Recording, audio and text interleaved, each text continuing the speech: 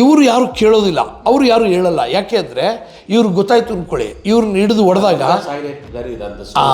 ಅದಕ್ಕೆ ಅವ್ರು ಏನು ಮಾಡಿಬಿಡ್ತಾರೆ, ಸೈನೈಡ್ ಕೊಟ್ಬಿಡ್ತಾರೆ. ಏನಾದರೂ ಕೇಳಕ್ಕೆ ಹೋದರೆ ಇನ್ನೇನಿಲ್ಲ, ಸುಮ್ಮನೆ ಕಡ್ದು ಸಾಯಿ ನೀನು ಅಷ್ಟೇ. ಬೋಟು, ಶಿಪ್ಪು, ಸಬ್ಮೆರಿನ್ನು, ಫ್ಲೈಟು ಎಲ್ಲ ಅವರೇ ಪ್ರಿಪೇರ್ ಮಾಡ್ತಾರಲ್ಲ. ಆಮೇಲೆ ಇದು ಅಷ್ಟು ರಾ ಮೆಟೀರಿಯಲ್ LTT ಹತ್ರ ಹೇಗೆ ಸಿಗ್ತಾ ಇತ್ತು? ಅವ್ರ ಹತ್ರ ಶಿಪ್ ಇರುತ್ತೆ. ಎಷ್ಟು ಶಿಪ್ಗಳು, ಕಡಲ್ ಪುಲಿ ಅಂದರೆ Sea Tigers, army wing, Air Tigers, Black Tigers, ಕರ್ಬುಳ್ಳಿ, ಚಾರ್ಲ್ಸ್ ಆಂಟೋನಿ ಸ್ಪೆಷಲ್ ಟೀಮ್ಸ್, ಈ ಥರ ಸೋ ಮೆನಿ ಟೀಮ್ಸ್. ಆಮೇಲೆ ಇವ್ರಿಗೂ ಸಿನ್ಸಿಯರಾಗಿ ಟ್ರೈನಿಂಗ್ ಆದರೆ ಮಾತ್ರನೇ ಸೈನೈಡ್ ಕೊಡ್ತಾರೆ. ಆಮೇಲೆ ಒಂದು ಇದು ಕೊಡ್ತಾರೆ, ನಂಬರ್ ಬ್ರ್ಯಾಡ್ಜು, ಪ್ಲಸ್ ಇದು ಐಡೆಂಟಿಟಿ ಕಾರ್ಡ್. ಟ್ರೈನಿಂಗ್ ಯಾಕೆ ಕೊಡ್ತಾರೆ ಗೊತ್ತಾ ಅವರು? ಅದೊಂದು ಇದೆ ಬ್ಯೂಟಿ ಅದರಲ್ಲಿ. ಅವನು ನೊಂದಿರ್ಬೇಕು ನಿಜವಾಗ್ಲೂ. ಅವ್ರಿಗೆ ಯಾರಿಗೋ ಸರಿಯಾಗಿ ಅವ್ರಿಗೆ ಏಟ್ ಬಿದ್ದಿರ್ಬೇಕು ಅವ್ರ ಫ್ಯಾಮಿಲೀಲಿ. ಅವನಿಗೆ ಜಾಸ್ತಿ ಅವ್ರು ಟ್ರೈನಿಂಗ್ ಮಾಡಿಸ್ತಾರೆ. ಯಾಕಂದರೆ ಪ್ರಪಂಚದಲ್ಲೇ ಆ ಥರ ಯಾರು ಗೊರಿಲ್ಲಾ ವಾರ್ಫೇರಲ್ಲಿ ಯಾರು ಹೇಳೋದು ಇಲ್ಲ. ಏನು ಅಂತ ಯಾರಿಗೇನು ಗೊತ್ತಾಗೋದಿಲ್ಲ. Everything happens surprise. ಮಾರನೇ ದಿನ ಗೊತ್ತಾಗುತ್ತೆ ಇಂಥ ಜಾಗದಲ್ಲಿ ಇದ್ದರೆ ಇಂಥ ಜಾಗದಲ್ಲಿ ಹೊಡೆದ್ರು ಅಂತ. 91 ಇವ್ರನ್ನ ಸ್ವಿಸ್ಸಿಗೆ ಕಳಿಸ್ಬಿಡ್ತಾರೆ. ಇವರೆಲ್ಲ ಓಡೋಗ್ಬಿಡ್ತಾರೆ, ಆ್ಯಕ್ಚುಲಿ ಸ್ವಿಸ್ ಕೊಟ್ಟೋಗ್ತಾರೆ. ಈ ಥರನೇ LTTನಲ್ಲಿ ಒಂದಷ್ಟು ಜನ ಫಾರಿನ್ ಹೊರಟೋಗ್ತಾರೆ. ಅವರೆಲ್ಲ ಅಲ್ಲಿ ಸಂಪಾದನೆ ಮಾಡಿ $1, $2 ಈ ಥರ ಅವರೆಲ್ಲ ಹೆಲ್ಪ್ ಮಾಡ್ತಾರೆ. ಅಲ್ಲ, ಅಲ್ಲಿ ಗೋಗಿ ವೀಸಾ, ಪಾಸ್ಪೋರ್ಟ್ ಎಲ್ಲ ಹೇಗೆ ರೆಡಿ ಮಾಡ್ಕೊಳ್ತಾ ಇದ್ರಿ? ಹೇಗೆ? ಅಲ್ಲ, ಟೀಮ್ ಅಂತ ಬಂದಾಗ ಏನಾದರೂ ಬರೋದು ಹೋಗೋದು ಆ ಥರ ಏನಾದರೂ? ಸ್ಯಾರಾ ಅಂತ ಹೇಳಿದ್ನಲ್ಲ, ಇವಾಗ ಅವ್ರಿಗೆ ಗೊತ್ತಿರೋದು ಇವ್ರಿಗೂ ಗೊತ್ತಿರಲ್ಲ. ಓಕೆ, ಆ ರೀತಿಯಾಗಿ ಸೀಕ್ರೆಟ್ ಮೇಂಟೈನ್ ಮಾಡ್ತಾರೆ ಎಲ್ಲರೂ ಹಂಗೇನೆ. ಇವರು ಯಾರು ಕೇಳೋದಿಲ್ಲ, ಅವರು ಯಾರು ಹೇಳಲ್ಲ. ಯಾಕೆ ಅಂದರೆ ಇವ್ರಿಗೆ ಗೊತ್ತಾಯ್ತು ಅಂದ್ಕೊಳ್ಳಿ, ಇವ್ರನ್ನ ಹಿಡಿದು ಹೊಡೆದಾಗ ಅದಕ್ಕೆ ಅವ್ರು ಏನು ಮಾಡಿಬಿಡ್ತಾರೆ, ಸೈನೈಡ್ ಕೊಟ್ಬಿಡ್ತಾರೆ. ಏನಾದರೂ ಕೇಳಕ್ಕೆ ಹೋದರೆ ಇನ್ನೇನಿಲ್ಲ, ಸುಮ್ಮನೆ ಕಡ್ದು ಸಾಯಿ ನೀನು ಅಷ್ಟೇ. ಸೈನೈಡ್ ಇವರೇ ತಯಾರಿಸ್ತಾ ಇದ್ರ ಅಥವಾ ಎಲ್ಲಿಂದ ತರ್ತಾ ಅದು ಸೈನೈಡ್ நீங்களே தான் ப்ரிப்பேர் பண்றீங்களா இல்ல எங்க? ஃபர்ஸ்ட் இந்தியால இருந்து வந்துச்சு. ஃபர்ஸ்ட் இந்தியாಯಿಂದ ಬಂತದ್ದು. அப்புறம் தமிழ்ல விடுதலை புலிகள் LTT அவரே மேனுஃபேக்சர். அப்புறம் எல்லாமே ஃப்ளைட் செய்துட்டாங்க. கப்பல் ஃப்ளைட், ಬೋಟು, ಶಿಪ್ಪು, ಸಬ್ಮೆರಿನ್ನು, ಫ್ಲೈಟು ಎಲ್ಲ ಅವರೇ ಪ್ರಿಪೇರ್ ಮಾಡ್ತಾರಲ್ಲ. ಆಮೇಲೆ ಇದು ಅಷ್ಟು ರಾ ಮೆಟೀರಿಯಲ್ LTT ಹತ್ರ ಹೇಗೆ ಸಿಗ್ತಾ ಇತ್ತು?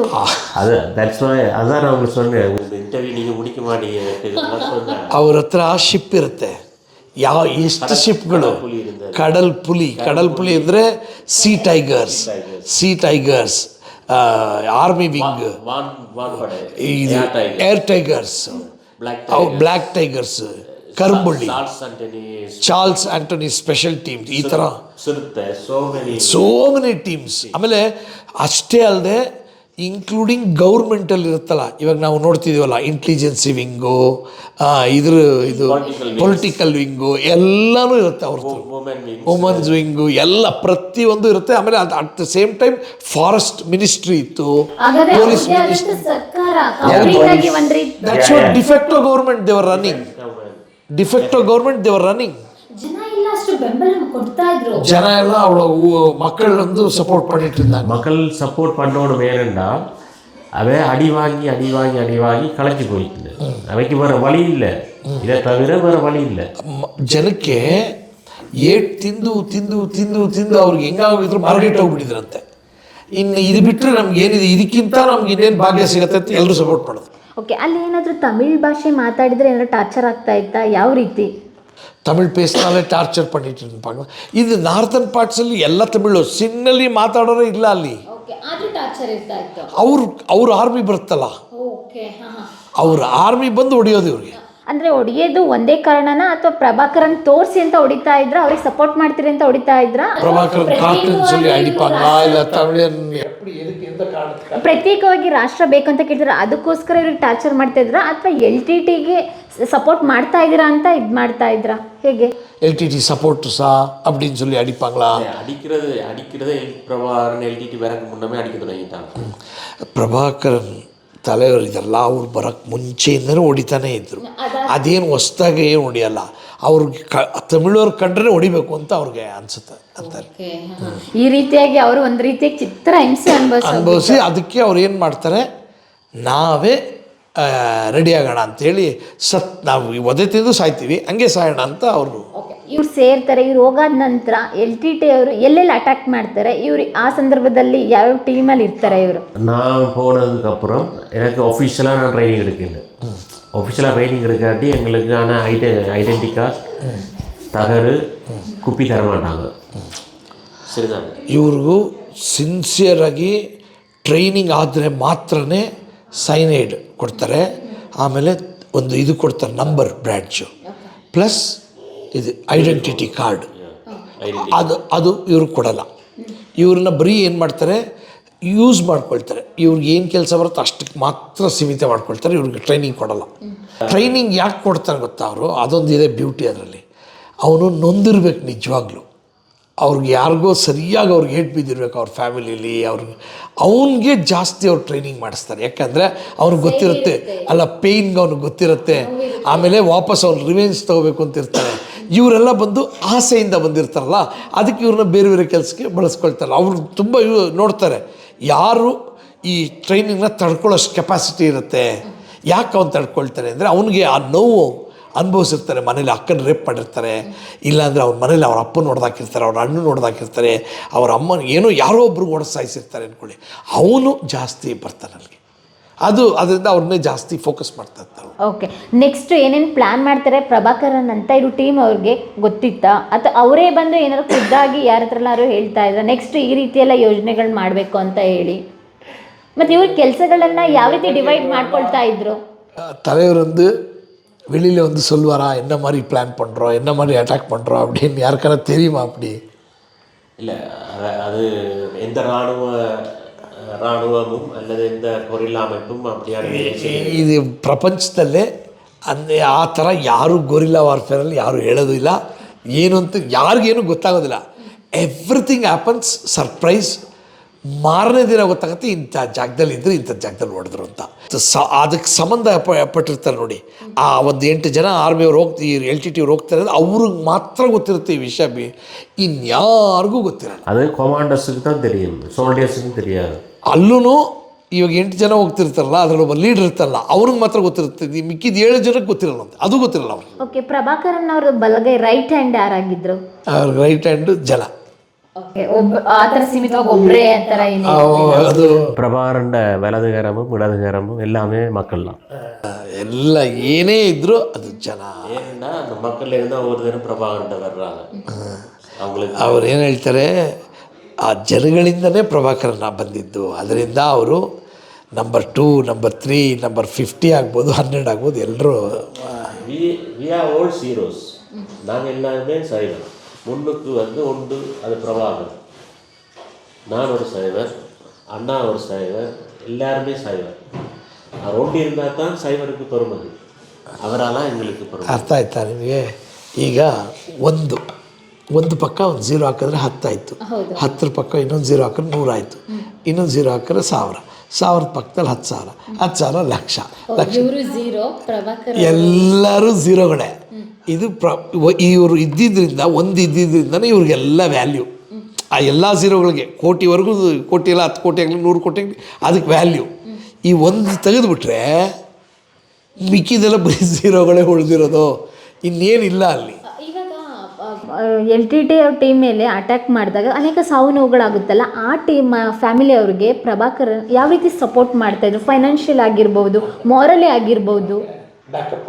ಇವ್ರ ಅಣ್ಣ ಅಂತಲೇ ಕರಿತಾ ಇದ್ದ, ಏನಂತ ಕರಿತಾ ಇದ್ರು ಪ್ರಭಾಕರನ್ ಅವ್ರನ್ನ? தலைவர் என்ன சொல்லுவோம், அண்ணாண்ட எனக்கு அண்ணான்னு சொல்ல, கதைக்கும்போது அவரோட பேசும்போது அண்ணாண்டு பேசுவேன், சொல்லும்போது தலைவர்ன்னு சொல்லுவேன். ಇವರೆಲ್ಲ ಹೆಂಗೆ ಅಂದರೆ ಅವ್ರನ್ನ ಮುಂದೆ ನೋಡ್ತಾರಲ್ಲ, ಆವಾಗ ಅಣ್ಣ ಅಂತಾರೆ, ಅಣ್ಣ ಅಂತಾರೆ. ಬಟ್ ಹೊರಗಡೆ ನಮ್ಮ ಹತ್ರ ಮಾತಾಡಬೇಕಾದ್ರೆ, ಹೊರಗಡೆ ಮಾತಾಡ್ಬೇಕಾದ್ರೆ ತಲೆ ಬರುತ್ತೆ. ಆವಾಗ ನಾವು ಅರ್ಥ ಮಾಡ್ಕೋಬೇಕಷ್ಟೆ. ಯಾಕೆ ಅಂದರೆ ಇವರು ಆಮೇಲೆ ಅವ್ರು ಹೇಳ್ತಾರೆ, ಇವರು ಆಮೇಲೆ ಇದ್ರ ಹಿಂಗೆ ಹೊಟ್ಟೋಗ್ತಾರೆ. ಇವಾಗ ನೀವೇನು ಕೆಲಸ ಮಾಡ್ತಿದ್ದೀರಲ್ಲ ನಂದಿನಿ ಮತ್ತು ಆಕಾಶು, ಇನ್ವೆಸ್ಟಿಗೇಷನ್ ಜರ್ನಲಿಸ್ಟ್, ಅದೇ ಕೆಲಸ ಇವರು. ನಾವಿವಾಗ ಪ್ರಭಾಕರನ್ ಅವ್ರ ಫೋಟೋಸ್ ಎಲ್ಲ ನೋಡ್ತೀವಲ್ಲ, ಆ ಗ್ಯಾಂಗಲ್ಲೇ ಇವ್ರದ್ದು. ಓಕೆ, ಅಷ್ಟು ಅಪ್ಡೇಟ್ ಆಗಿರೋ ಫೋಟೋಸ್ ಎಲ್ಲ. ಇವ್ರ ವಿಡಿಯೋ ಇವಾಗ ನೀವು ಒಂದು ಕ್ಯಾಮ್ರಾ ಅವ್ರದ್ದೇ ಇಲ್ಲೇ ಇದೆ ಅಂದ್ರಾಗ ನೀವು ಅರ್ಥ ಮಾಡ್ಕೋಬೇಕು ಈ ಕ್ಯಾಮ್ರಾ ಹೆಂಗೆ ಬಂತು ಇವ್ರು ಏನು ಅಂದರೆ ಎಲ್ಲ ಶೂಟ್ ಮಾಡೋದೇ ಇವ್ರ ಕೆಲಸ.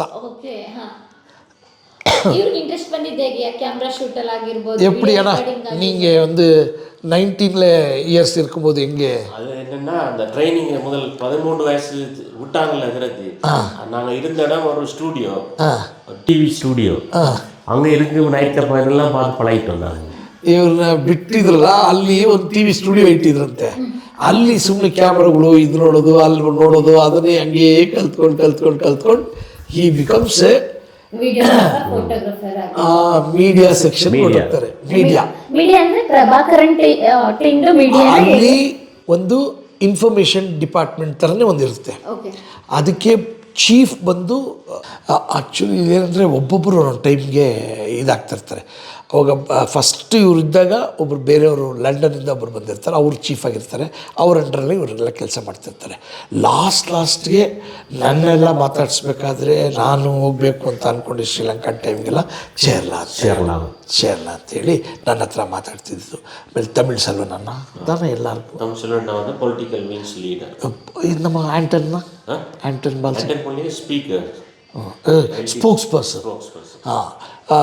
ಇದಕ್ಕೆಲ್ಲ ಒಂದು ತಮಿಳ್ ಸೆಲ್ವನನ್ನ ಅಂತ ಬರ್ತಾರೆ, ಅವರೇ ಪೊಲಿಟಿಕಲ್ ವಿಂಗ್ ಲೀಡರ್ ಚೀಫು.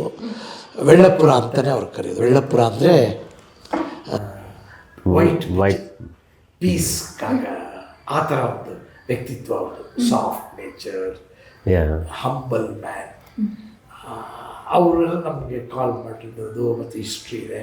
ಚೇರ್ಲಾ ಅಂತ ಅವರೆಲ್ಲ ನಾನು ಕಾಲ್ ಮಾಡ್ತಿದ್ರು. ಅವಾಗ ಅವರು ಇವ್ರಿಗೆ ಹೆಡ್ ಆಗ್ತಾರೆ ಲಾಸ್ಟ್ 2005. ಪರ್ಟಿಕ್ಯುಲರ್ ಆಗಿ ಇವರು ಯಾವುದ್ರ ಬಗ್ಗೆ ಸಬ್ಜೆಕ್ಟ್ ಬಗ್ಗೆ ವಿಡಿಯೋ ಫೋಟೋಸ್ ಎಲ್ಲ ಮಾಡ್ತಾ ಇದ್ರು LTT?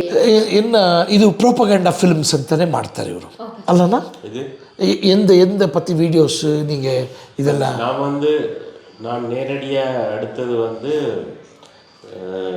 2002ஆம் ஆண்டு ಸಮಾಧಾನ ಹಾಲ್ 2002ನಲ್ಲಿ ಆ್ಯಕ್ಚುಲಿ ಇವರು 1991 நீங்கள் 91ನಲ್ಲಿ ಇವ್ರನ್ನ ಸ್ವಿಸ್ಸಿಗೆ ಕಳಿಸ್ಬಿಡ್ತಾರೆ. ಇವರೆಲ್ಲ ಓಡೋಗ್ಬಿಡ್ತಾರೆ, ಆ್ಯಕ್ಚುಲಿ ಸ್ವಿಸ್ ಕೊಟ್ಟೋಗ್ತಾರೆ. ಈ ಥರನೇ LTTನಲ್ಲಿ ಒಂದಷ್ಟು ಜನ ಫಾರಿನ್ ಹೊರಟೋಗ್ತಾರೆ. ಅವರೆಲ್ಲ ಅಲ್ಲಿ ಸಂಪಾದನೆ ಮಾಡಿ $1 $2 ಈ ಥರ ಅವರೆಲ್ಲ ಹೆಲ್ಪ್ ಮಾಡ್ತಾರೆ. ಅಲ್ಲ, ಅಲ್ಲಿ ಗೋಬಿ ವೀಸಾ ಪಾಸ್ಪೋರ್ಟ್ ಎಲ್ಲ ಹೇಗೆ ರೆಡಿ ಮಾಡ್ಕೊಳ್ತಾ ಇದ್ರಿ? ಹೇಗೆ ಇವ್ರು ಏನು ಮಾಡ್ತಾರೆ, ಕಳಿಸ್ಕೊಡ್ತಾರೆ. ಹೆಂಗೆ ಕಳಿಸ್ಕೊಡ್ತಾರೆ, ಹೆಂಗೆ ಹೋಗ್ತಾರೆ ಇವರು ಅಂತ ಹೇಳ್ತೀನಿ ಕೇಳಿ. ಶ್ರೀಲಂಕನ್ ಪಾಸ್ಪೋರ್ಟ್ ಇಟ್ಕೊಂಡಿರ್ತಾರೆ, ಇಂಡಿಯಾಗೆ ಬರಲ್ಲ ಇವರು, ಪಾಕಿಸ್ತಾನ್ಗೆ ಹೋಗ್ತಾರೆ ಫಸ್ಟು. ಪಾಕಿಸ್ತಾನಿಂದ ಜಕೋಸ್ಲೋವಾಕಿಯಾಗೆ ಹೋಗ್ತಾರೆ, ಅಲ್ಲಿ ಸಿಗತ್ತೆ. ಅವರು ಆ ಕಂಟ್ರಿಗೆ ಹೋಗ್ತಾರೆ, ಆ ಕಂಟ್ರಿಯಿಂದ ಆ ಕಂಟ್ರಿಗೆ ಹೋಗ್ತಾರೆ, ಆ ಪರ್ಮಿಷನ್ ಕೊಡ್ತಾರೆ. ಇವಾಗ ಪಾಕಿಸ್ತಾನ ಇವ್ರು ಹೋಗ್ಬೋದು, ಪಾಕಿಸ್ತಾನದಿಂದ ಜಕೋಸ್ಲೋವಾಕಿಯಾಗೆ ಹೋಗ್ತಾರೆ, ಜಕೋಸ್ಲೋವಾಕಿಯಿಂದ ಫ್ರಾನ್ಸ್ಗೆ ಇದು ವಾಪಸ್ಸು ಶ್ರೀಲಂಕಾಗೆ ಹೋಗಬೇಕು ಅಂತ ಅಂತಾರೆ. ಯಾಕಂದರೆ ಪಾಸ್ಪೋರ್ಟ್ ಇವ್ರದ್ದು ಆ ಪಾಸ್ಪೋರ್ಟ್ ಮಾತ್ರ ಮಾಡಿಸಿರ್ತಾರೆ, ಯಾವುದು ಶ್ರೀಲಂಕನ್ ಪಾಸ್ಪೋರ್ಟು. ಇವರು ಇದು ಶ್ರೀಲಂಕಾಗೆ ಹೋಗಬೇಕು ಅಂತೇಳಿ ವಯಾ ಫ್ರಾನ್ಸ್. ಓಕೆ, ಹಾಗಾದ್ರೆ ಇವ್ರ ಟೀಮ್ ಅವರ್ಯಾರು ಅಂದ್ರೆ ಡಿಪಾರ್ಟ್ಮೆಂಟ್ಗೆ ಏನು ವಾಂಟೆಡ್ ಆಗಿ ಏನು ಇರಲ್ಲ, ಹಂಗಾಗಿ ಇವರಿಗೆ ಹೋಗೋದು ತುಂಬಾ ಈಸಿ. ಇವರೆಲ್ಲ ಹೋಗ್ತಾರೆ.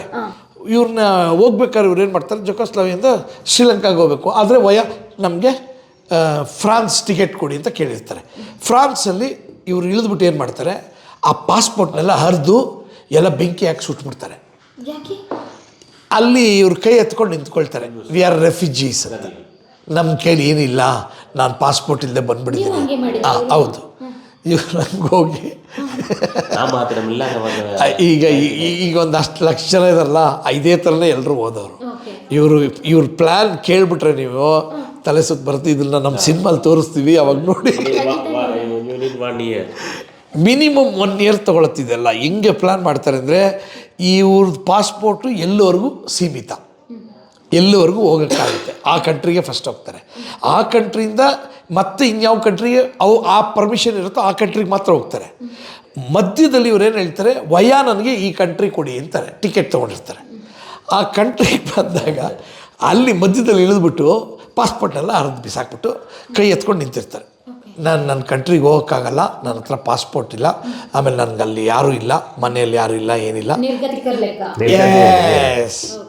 ರೆಫ್ಯೂಜೀಸ್. ಅಲ್ಲಿ ರೆಫ್ಯೂಜಿ ಕ್ಯಾಂಪ್ಗೆ ಇವ್ರನ್ನ ಹಾಕ್ತಾರೆ. 2-3 ವರ್ಷ ಅಲ್ಲಿ ಕೆಲಸ ಮಾಡ್ತಾರೆ. ಆಮೇಲೆ ಇವ್ರನ್ನ ಒಳ್ಳೆ ಥರ ನೋಡ್ತಾರೆ. ಅವರು ಒಳ್ಳೆ ಥರ ನೋಡ್ಬಿಟ್ಟು ಒಂದು ಕೆಲಸಕ್ಕೆ ಕೊಡ್ತಾರೆ.